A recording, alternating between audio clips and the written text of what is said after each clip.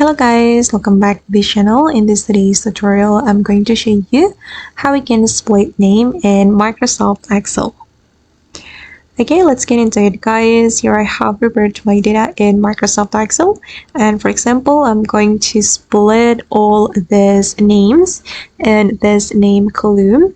So first of all, I'm going to select all the names like this, and then I'm going to go to the data, and we're going to go to the text to columns, and then we're going to choose delimited.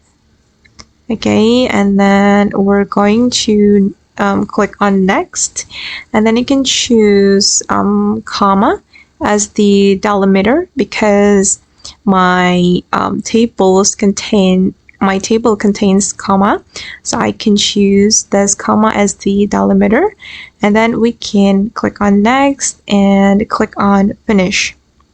Okay, and as you can see guys that the names have been splitted. Okay, and this is the result.